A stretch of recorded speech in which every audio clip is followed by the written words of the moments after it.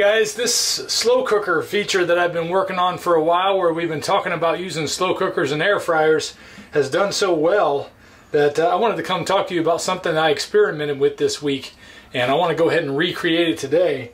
I am taking a chuck roast. This is the biggest chuck roast I've had. I don't know how big it is, but it's a big one, because when I get these ones from Big Mo Cattle, they don't show the weight of the meat on here every time, but this is a big one, so I had to defrost it before I could get started. But I tried something this week that just blew me away with how delicious it tasted after I was done, and that was using chuck roast with in the slow cooker with butter. And this is such a simple recipe, it's almost a shame to even bother making a video on it. But you know what I love about it? Simplicity is what makes this diet work. If you don't have simplicity, it's going to make it hard, because I don't go out to eat. Nobody prepares food for me. I make all my own food. And that's something I wasn't used to when I started this diet. So anything that can make it simpler is going to mean more people are going to be able to do it. It's going to be more accessible. This time also, I'm going to monitor this over the next few hours, as opposed to just letting it sit in there for 12 hours cooking on low like I usually do in the previous videos. We're going to take a look at it at different stages of the process and see how it looks and see how tender it is. The only problem I have with that is I don't want to let too much air out by taking the lid off too often. So I'm going to try to keep it to 4-hour increments. I'm going to go ahead and set it on low, and then I'm going to add some grass-fed butter that I got from Aldi, and I'm going to add some Redmond real salt. Let me show you what I'm doing. Alright, so first thing I want to do is give it a nice coating of salt.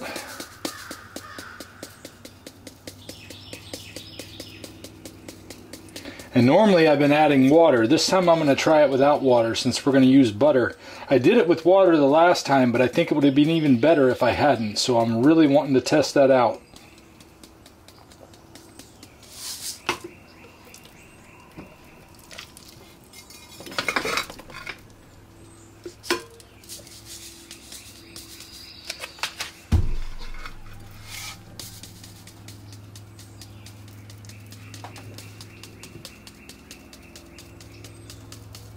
The salt will really bring out the flavor in the meat, and it'll help it have a much juicier flavor to it. Not only flavor, but texture. Alright, now we're going to add some butter. I'm going to try to spread it around a little bit so that as it soaks in, it'll really get in the meat good.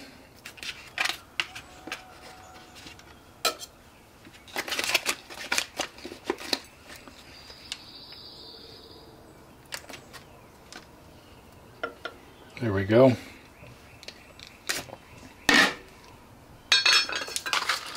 And that's all there is to it. Now it's just a matter of a waiting game.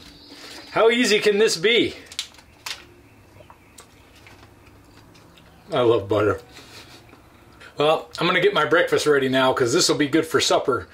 I should say breakfast. It's so hard for me to even know what I'm trying to say these days. I actually got a lot more sleep last night, as I had that massage yesterday. And man, did it help me sleep a lot better. So I got caught up, and I'll be ready to go back to work tonight. But I'm going to have some Warrior Burger for breakfast. I wasn't planning on including the Warrior Burger process in with this, but why not? That way you get to see what it's like to prepare meat for my whole day. Warrior Burger is hamburger meat from my source at Big Mo Cattle, where I get grass-fed, grass-finished cow meat that's not adulterated by all kind of medicines and chemicals, and he doesn't use any of that on his land or his animals. I get good fresh meat, and it has organs mixed in. In this burger is not only the hamburger meat, but also the cow heart, liver, and kidneys are mixed in. So you get a lot of nutrients packed into a dense little space. People have asked me about why my voice is a little hoarse sounding. My allergies are killing me, as the spring keeps coming back and going away, with winter coming and going down here in Florida. One day it's 30 degrees, the next day it's 70 degrees. It's wreaking havoc on my allergies. I'm hoping that Lion Diet is going to help deal with some of these allergies. I think they're a lot less than they used to be, because I used to have to take really heavy antihistamines beforehand. I don't take any antihistamines now, although they might still help me a little bit while I'm getting through this. I just don't like taking any medicine anymore. I look at it this way. I'll take medicine if I absolutely have to. And since I don't feel like I absolutely have to, I'm not going to do it. So I'm going to take this meat and I'm going to squeeze it into a patty that'll fit well into this air fryer. As a matter of fact, I want to turn this on. Set it on grill. Get it preheating. Set it up 475. I really don't even need it to be that high. Let me set it on 400. I don't want to burn the hamburger meat. It's not like charring a steak. I do want it to be a little crispy on the outside, but I don't want it to be super crispy on the outside. So I've been trying to do this at a lower temperature, like I used to when I first started making these. Ever since I got this air fryer that lets me go up to 500 degrees, I've been experimenting with higher temperatures. They work great with steaks, especially when cooked from frozen, and even when not cooked from frozen. But I found the hamburger meat does better at a lower temperature. But I want to get this pressed down so that it's thin enough to where it's not gonna plump up so much that it's just a big round piece of meat when I'm done. So there, it's pressed into the plate nice and flat. And I'm just gonna take some salt and add it to both sides.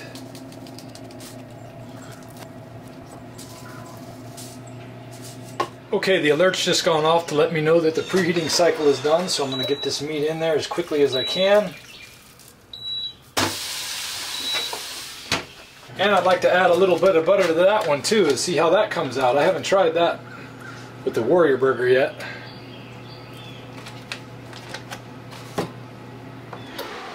Hey Siri, set a timer for 12 minutes. I'm going to set that for 10 minutes, and then we'll see how it's looking on the temperature at that time. Because if I try to flip it when it's not cooked enough, it's just going to fall apart. Alright, just counting down about 9 seconds from 10 minutes in. And you can see the butter has melted right onto the surface, just like I wanted. Let's see if we can get this to flip as one piece though.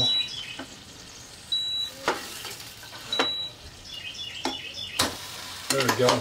Still soft in the center, so I'm going to go 10 more minutes on the other side. And we'll reset my timer.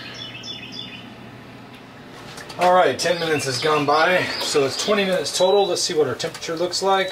145. Should be plenty. So we'll let that sit for a few minutes. And I'm going to go clean out this air fryer. There, now that that's all clean, I'll put that away and we'll take a look at this meat. Let's cut it open here with this ladle that is not the right tool, but it'll do. Yeah, just right. Nice and juicy on the inside, but not undercooked. This came out juicy and delicious. I love all the fat that you keep in the plate when you pour it out of the air fryer, because you can dip the meat in there and it just keeps it so juicy and delicious.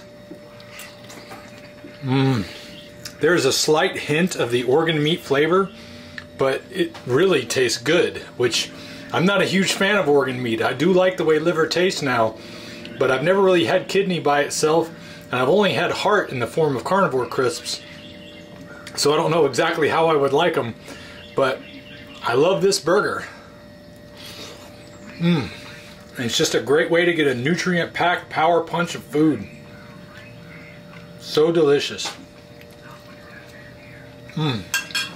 As for the chuck roast, it's only been 30 minutes, so the butter hasn't even melted yet. But we'll check on that in a few hours. Alright, it's been right at about 4 hours now. Let's take a look at this meat and see how it looks.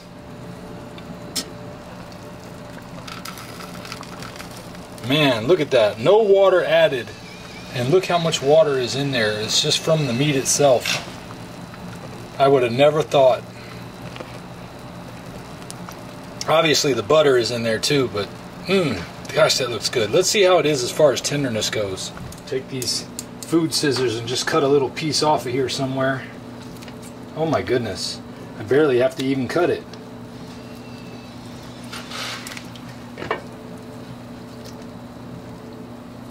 Well, it's tough enough to not poke in too easy. Let's try a piece. It's already getting stuck in my teeth. It's edible. It's definitely ready for eating. You could eat it at this point. 4 hours is definitely enough to eat the food. But it's not very tender. When it gets stuck behind my crowns real easy when it's firm like that. So I want to let it go for at least at least another 4 hours, since I don't have to go to bed until shortly after that, because I got to work in the morning at 3 o'clock. Going in late today. Yoo-hoo! But that'll give me a chance to see how it is after 8 hours. So, you know, those of you who have mentioned that you don't have to take that long to cook it in the slow cooker, you're absolutely right. But there is a tenderness difference. Flavor is amazing. I can taste the butter, but it's not overpowering, but it's just, it makes the meat so sweet. And I don't have anything sweet anymore. To me, butter is sweet, so I guess maybe that's the difference. But man, is it good. Can't wait to try it after another few hours. Let's check it out then. Alright, so it's a little bit after 4 o'clock, so these have been here, this has been here for 8 hours now. Let's see how it looks. Oh man, it looks ready to me. Let's give some a try. Alright, look at this. See how soft and tender it is? We're going to use a fork to cut it.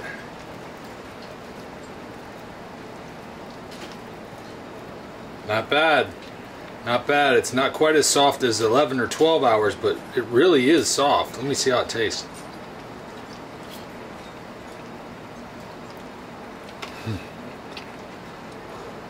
A little hot. Oh my goodness, this is so good. It's so delicious. Adding the butter was a great addition. If you're doing lion diet to get any healing though, and you're still at the beginning of it, I wouldn't start using butter just yet. But since I've added butter, I've really loved it.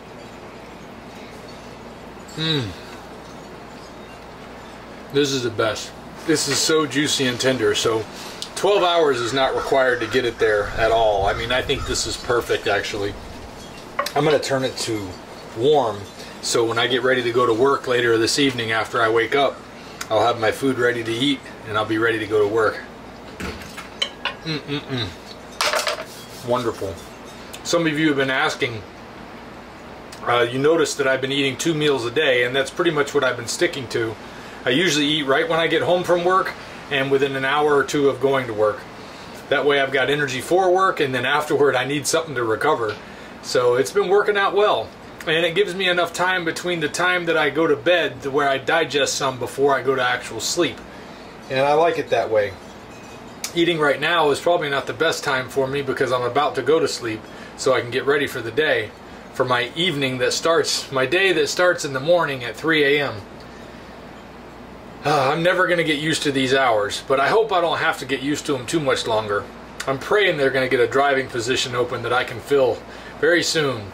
But between now and then, I'm just thankful for all that we're doing here on the channel because the growth has been wonderful, and I thank you for all the new subscribers who have come and the new patrons who have joined and people who are buying Carnivore crisps and Redmond salt using my codes. You guys really help out a lot. I thank you so much.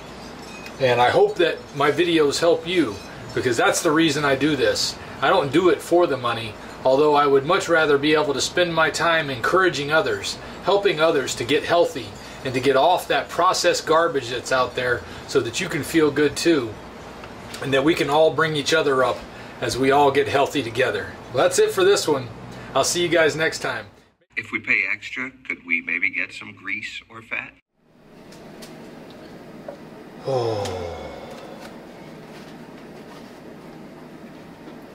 boy.